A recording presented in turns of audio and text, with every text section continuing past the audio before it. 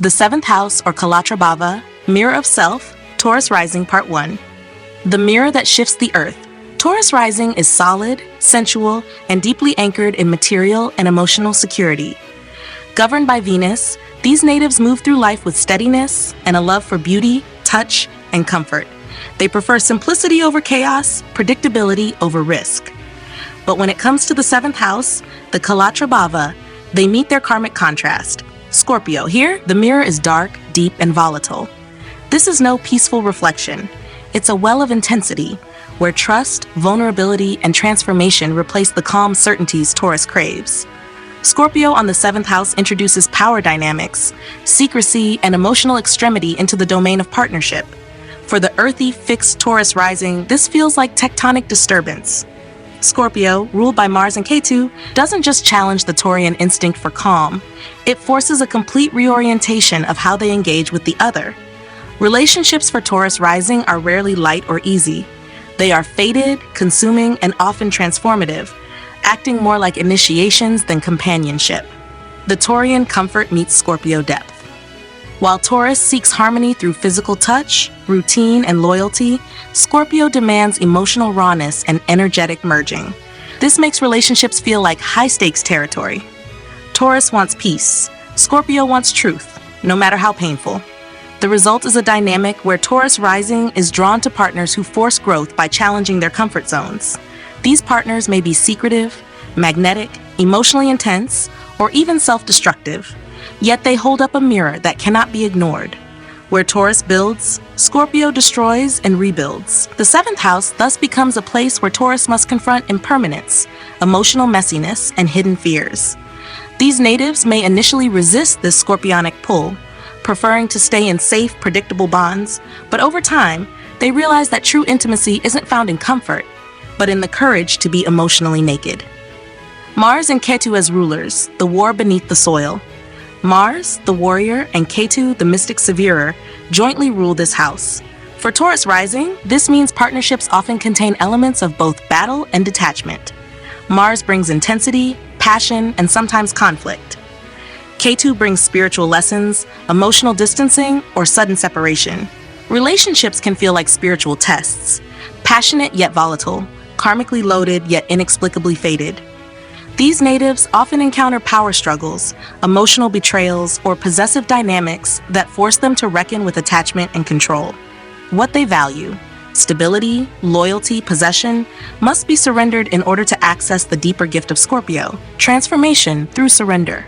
Emotional landscape, the fear of losing control. Beneath their composed surface, Taurus risings with Scorpio in the seventh often fear the uncontrollable aspects of relationship, emotional dependency, abandonment, betrayal. This fear can lead to one of two extremes. Either they avoid deep connection altogether, or they cling too tightly, becoming possessive or territorial. But the Scorpio mirror doesn't allow avoidance for long. Sooner or later, a partner or crisis draws them into the underworld, forcing them to face what lies beneath their calm facade. These relationships often trigger survival instincts. For some, this brings out toxic attachment patterns. For others, it becomes the spark that ignites psychological or spiritual evolution. Either way, love becomes a path of depth, not delight. Activation years and transformational windows. Kalatra Bhava activates for Taurus rising at ages 7, 19, 31, 43, 55, 67, and 79. These are pivotal years where relationships become mirrors of destiny, bringing in either intense unions or sharp separations. Often these periods bring deep questioning. What do I value in a partner? What am I hiding from them and myself? Am I trying to control love, or am I willing to be transformed by it? Many Taurus risings only begin to grasp the full weight of their seventh house after the first major heartbreak or betrayal. That's when the veneer of predictability is shattered, and what's left is the opportunity to build something real, raw, and resilient. From possession to presence. Ultimately, the seventh house for Taurus rising teaches that love isn't about owning another, nor is safety the same as connection. Scorpio demands presence, not perfection. It asks Taurus to feel, to risk, to let go of surface peace in pursuit of soul truth. And in that courageous dive, they discover a deeper power, the ability to love not with control, but with consciousness.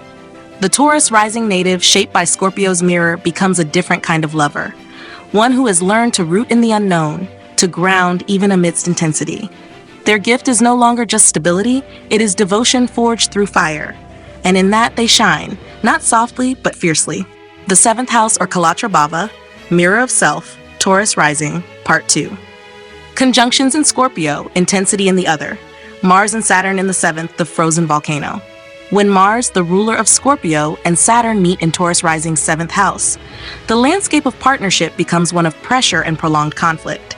Mars stirs passion and desire. Saturn withholds, judges, and slows. Together in Scorpio, they form a tense union of heat under ice. Taurus risings with this conjunction often face relationships that feel like karmic tests, enduring passion laced with frustration, sexual tension mixed with control, or loyalty laced with resentment. When benefic, this pairing fosters disciplined emotional commitment and loyalty forged through shared hardship. When afflicted, it can become emotionally abusive, sexually repressed, or emotionally starved. The lesson is to channel intensity into responsible devotion, not punishment. Mars and Rahu, possession, obsession, power. Here the fire of Mars meets the wild hunger of Rahu. In Scorpio, this creates a dangerously magnetic energy in partnerships for Taurus rising. The 7th house becomes a stage for intense sexual chemistry, obsession, and power plays. This pairing can attract partners who are secretive, powerful, manipulative, or simply karmic agents of change. If benefic, the native may channel this into tantric partnerships, psychological healing through intimacy, or strategic alliances that transform both parties. If afflicted, it creates chaos, jealousy, possessiveness, affairs, or toxic cycles of seduction and rejection. The key is awareness, recognizing when passion becomes poison. Saturn and Rahu, karmic entrapment or structured evolution. Saturn imposes law, Rahu breaks it. Together, they can create complex karmic entanglements. For Taurus rising, this manifests as entrapment in emotionally demanding or spiritually draining partnerships, often relationships that feel fated, unavoidable, or tied to duty. In Scorpio, this energy demands deep work, confronting fear, control, betrayal, or shame. If benefic, this can lead to powerful healing relationships, disciplined, committed, and transformative. If afflicted, the native may stay in hollow bonds out of guilt or fear, repeating ancestral patterns of repression and loss. The struggle is to evolve within the relationship, not to escape from it. Mars and Ketu detachment with a blade. Mars, the activator, and Ketu the cutter, when placed together in Scorpio's domain, produce sharp but detached energy. For Taurus risings, this can result in emotionally intense but short-lived relationships. There's passion, but also an existential refusal to cling. These natives may attract partners who are passionate but emotionally unavailable, or they themselves may act with aloof ferocity, quick to love, quicker to sever. If benefic, this creates healers, counselors, or sexual mystics, those who transform others without getting trapped. If afflicted, it may show up as sexual coldness, guilt, or mysterious separations that never fully resolve. Saturn and Ketu, austerity and the ghost of the past. This is the conjunction of spiritual renunciation and karmic weight. For Taurus rising, Saturn and Ketu in Scorpio's 7th can indicate a life of lonely partnerships, relationships with emotionally unavailable or spiritually absorbed partners, or a sense of disconnection from human bonding altogether. The native may be devoted to duty, yet never fully nourished by love. When benefic, this produces wisdom, detachment, and the ability to guide others through relationship loss or grief. When afflicted, it can indicate depression in marriage, physical celibacy, or karmic loops involving abandonment. Healing comes when they stop punishing themselves for others' silence. Mars and Venus? Fire meets grace in a stormy sea. This conjunction brings polarity into union. Mars rules Scorpio, the sign in the 7th, and Venus rules Taurus, the ascendant. When together in the 7th, love becomes both battlefield and bliss. These natives feel most alive in passionate relationships that force growth. There's attraction, chemistry, but also sharp edges. If benefic, this is the alchemy of sacred intimacy, sexual passion refined into emotional courage. If afflicted, it may lead to drama, jealousy, or misalignment between pleasure and aggression. Taurus rising must learn to balance their need for safety with the emotional demands of scorpionic depth.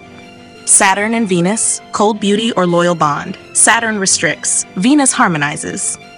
When joined in Scorpio's 7th house, the relationship field is refined through sorrow. Taurus rising may attract partners older, emotionally mature, or carrying emotional baggage. Relationships begin late or mature slowly. If benefic, this pairing yields committed, practical unions that grow more beautiful with age, based on shared trials and mutual respect. If afflicted, it can lead to emotional shutdown, neglect, or transactional love. The healing lies in choosing discipline not as penance, but as protection for the heart's sanctity. Rahu and Venus, allure of the forbidden. Rahu with Venus creates irresistible charm and unquenchable desire. In Scorpio, the 7th house becomes a theater of secret longing, taboo attraction, or material entanglements disguised as romance. Taurus risings may fall for unavailable lovers or glamorous yet chaotic partners. There's a karmic lesson around illusion. Not everything that glitters is love. If benefic, this pairing brings fame in love, sensual intelligence, and mastery in aesthetic professions. If afflicted, it can cause betrayals, addictions to validation, or love affairs that consume and discard. They must learn to distinguish soul union from seductive escape. Mercury and Venus, intimate communicators. Mercury, the analyzer, joins Venus, the harmonizer, in a water sign of psychological depth. For Taurus rising, this supports articulate emotional expression, deep conversation in partnerships, and the capacity to heal through language. If benefic, this yoga gives charming communicators, skilled negotiators in marriage, or those who write, teach, or counsel about love and relationships. If afflicted, it may create manipulation, passive aggression, or rationalized emotional detachment. The work lies in integrating intellect with heart and allowing vulnerability to speak. In summary, for Taurus rising, the 7th house is a cauldron of emotional transformation. Conjunctions here don't just reflect, they initiate. Through love, they are thrown into depth. Through partnership, they confront the fear of loss, the addiction to control, and the urge to possess what cannot be held. Each planetary pairing opens a different gate, some into healing, some into destruction. But every gate leads inward, toward the parts of themselves they must unearth, confront, and integrate. In Scorpio's 7th house, the partner is never just a companion. They are the mirror, the mystic, the wound, and the salve. For Taurus rising, peace doesn't come from avoiding that intensity, but from embracing it with the steadiness only they can offer. And when they do, their love is not just safe, it is sacred. The 7th house, or Kalatra Bhava, Mirror of Self, Virgo Rising, Part 1. The mirror that dissolves control. Virgo rising is precise, thoughtful, and inherently service-oriented. Governed by Mercury, these individuals navigate life through observation, analysis, and continuous improvement. They often build identity around functionality, systems, and refining imperfections, seeking order in the small details of daily life. But when it comes to the 7th house, Kalatra Bhava, they are met with Pisces, the formless, intuitive, and transcendent sign. This is the mirror they cannot control. Through relationships, Virgo rising is called to surrender certainty, soften rigidity, and enter a space where logic gives way to faith. Pisces, ruled by Jupiter and Ketu, introduces the mystical, the imaginative, and the emotionally vast into Virgo's carefully constructed world. Where Virgo organizes, Pisces dissolves. Where Virgo questions, Pisces dreams. The 7th house thus becomes a portal to the unknown, where love is not planned but felt, not dissected but devoted. Relationships force Virgo to open the heart, release control, and connect through compassion rather than criteria. Virgo seeks perfection. Pisces teaches acceptance. The core urge of Virgo rising is improvement. They wish to fix, refine, and serve, especially in the realm of partnership. But Pisces does not follow rules or templates. This polarity often plays out through partners who are emotionally sensitive, artistic, spiritually inclined, or difficult to pin down. These individuals may be dreamy, elusive, or even chaotic, mirroring back Virgo's suppressed desire for emotional freedom and soul-level connection. This 7th house doesn't offer a clean script. It demands improvisation.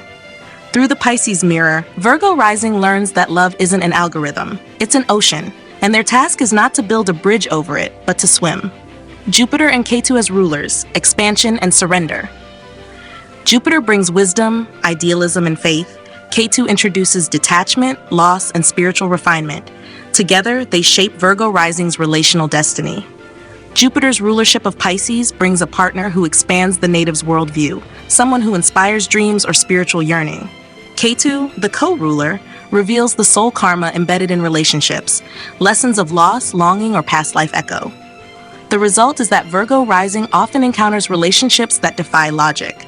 They may fall for someone not their type, or enter bonds that are not meant to last, but are meant to transform.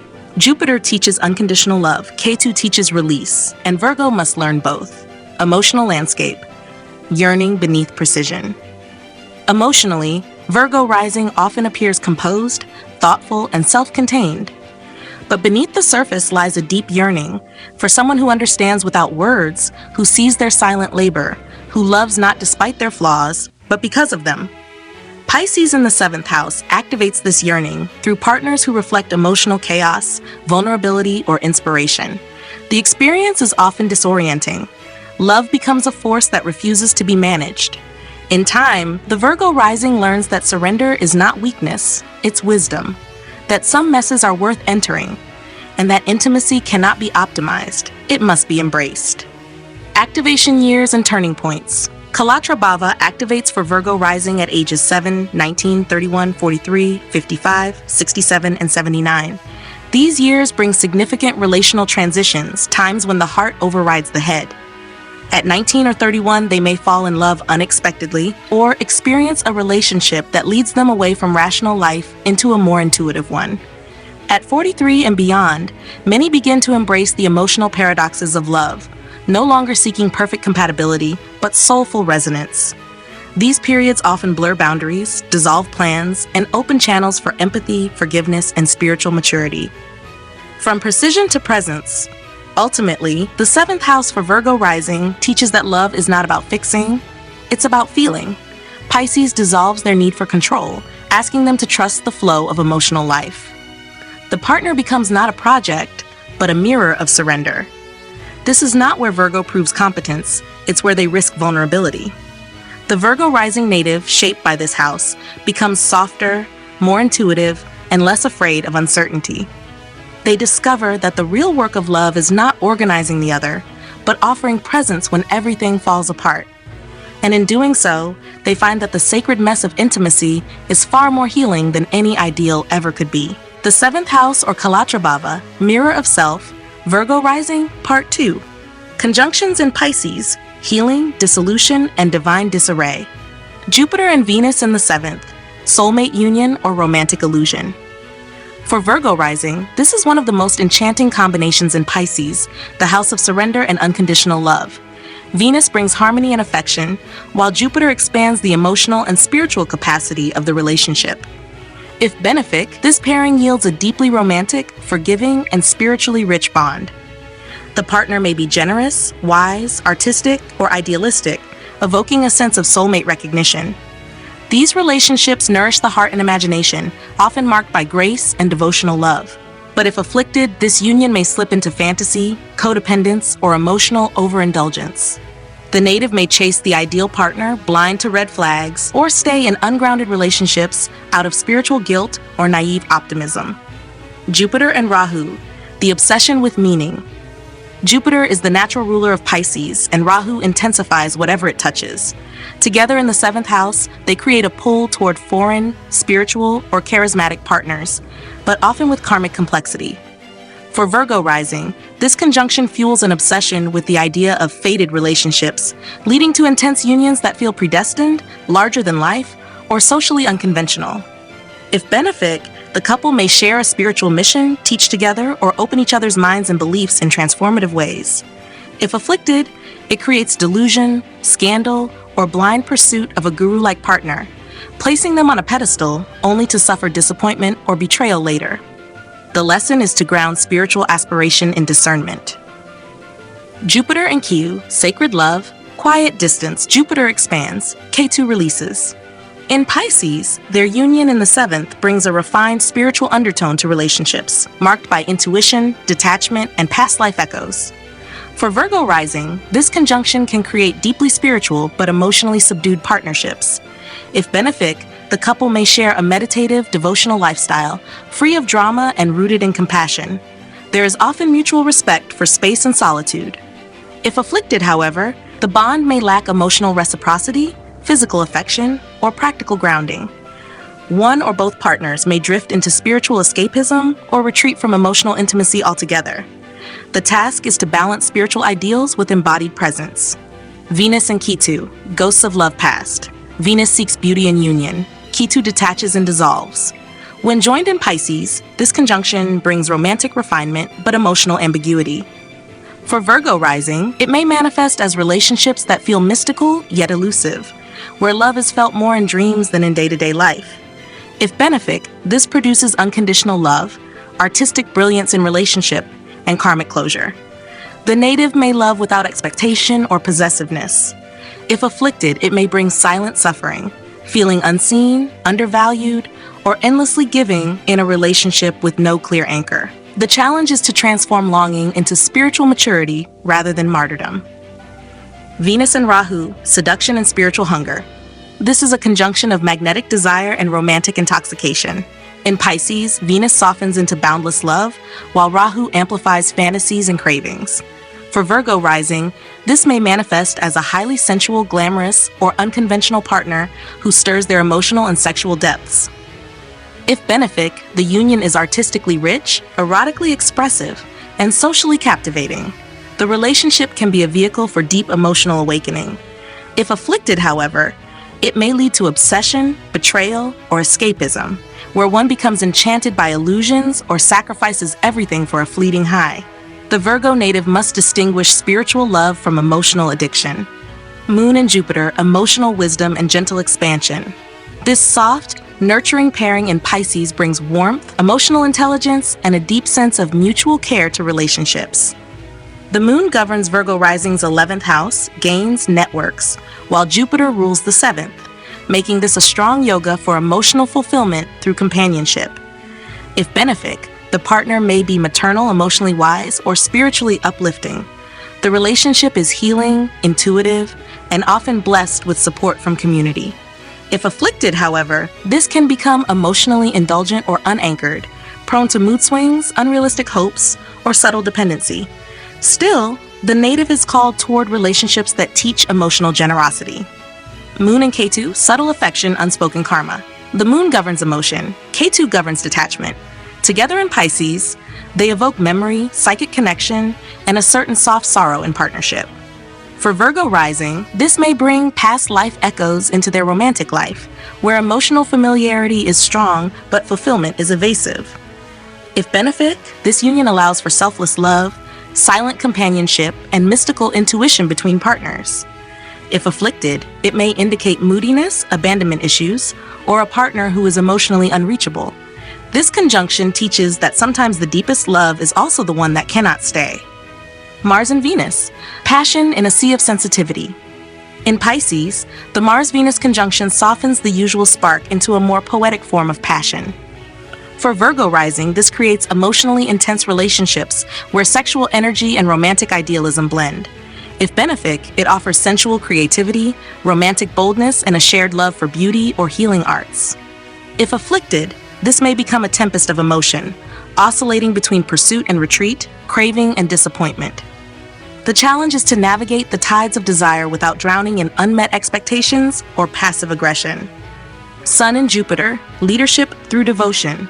The Sun shines through personal identity. Jupiter expands through belief. Together in Pisces, they form a dharmic signature in the 7th house.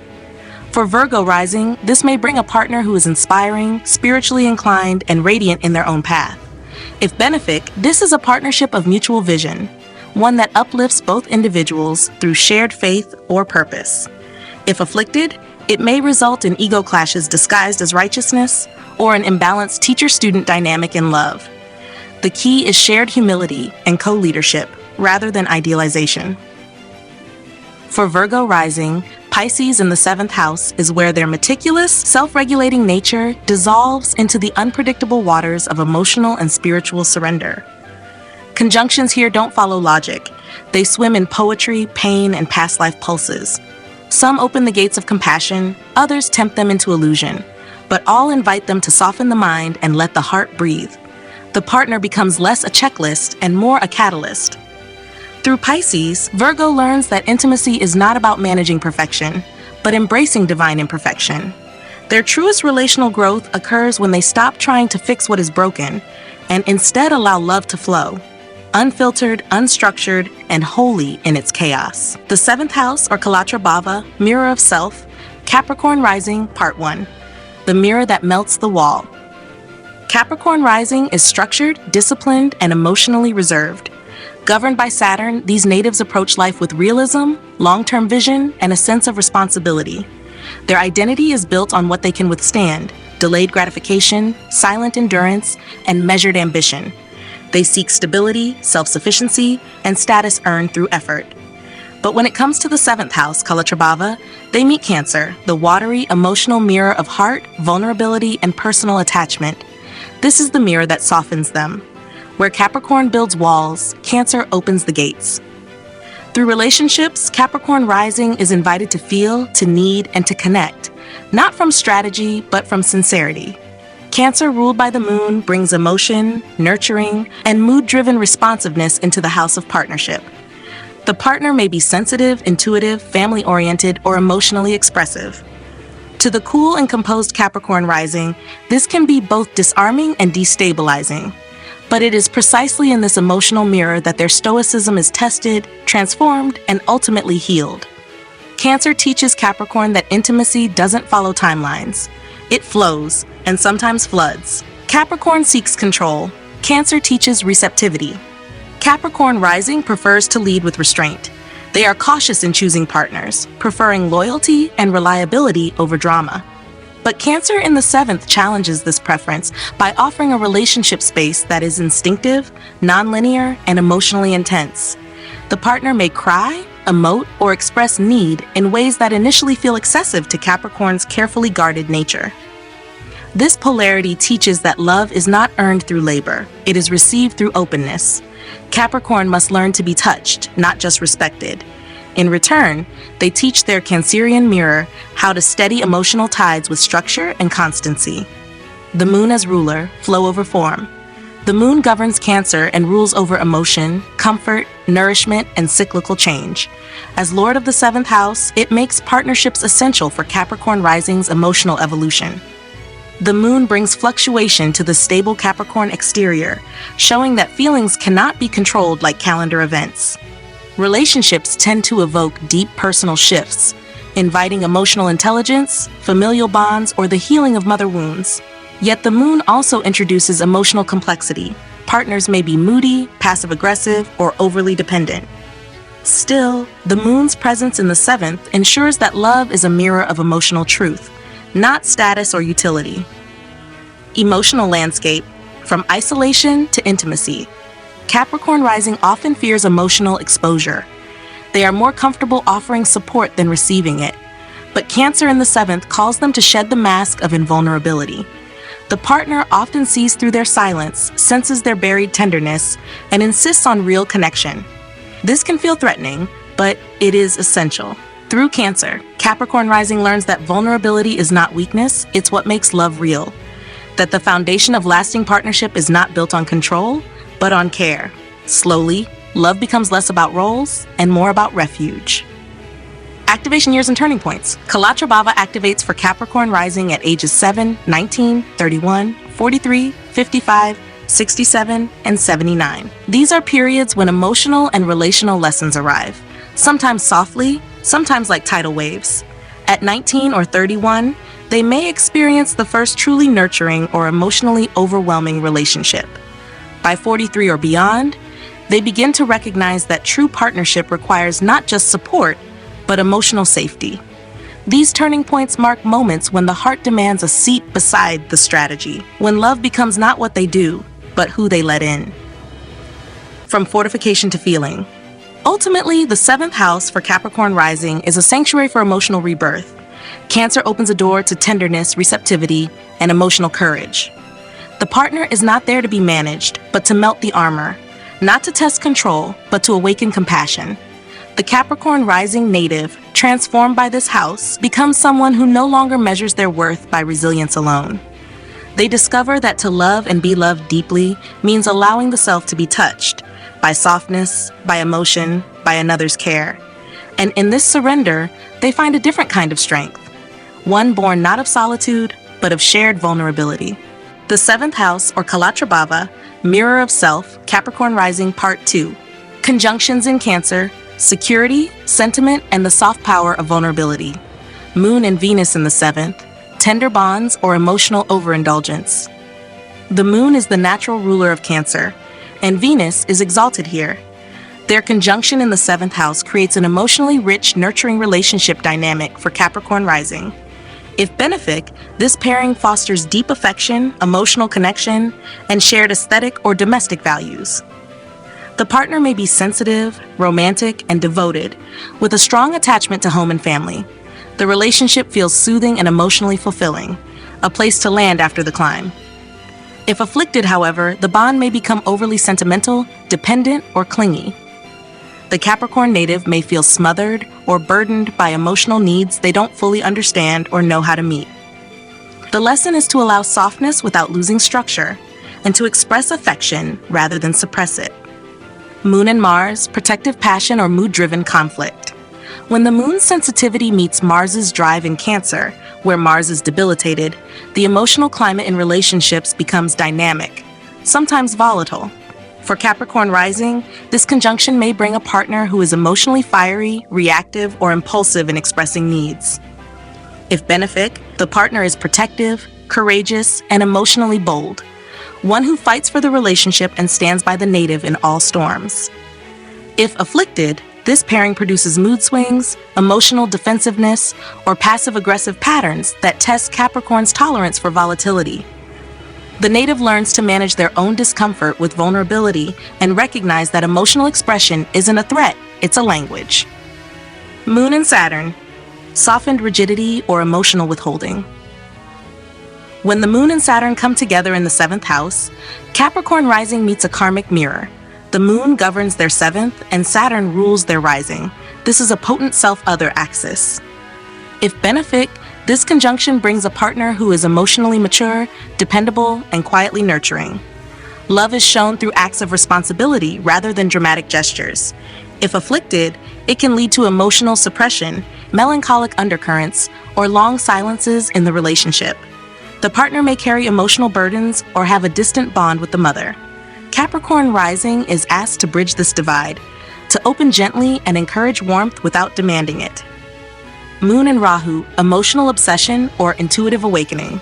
Rahu magnifies, the moon absorbs. Together in Cancer, they form a highly sensitive and often karmic relational signature. For Capricorn Rising, this may bring a partner with intense emotional needs or psychic sensitivities.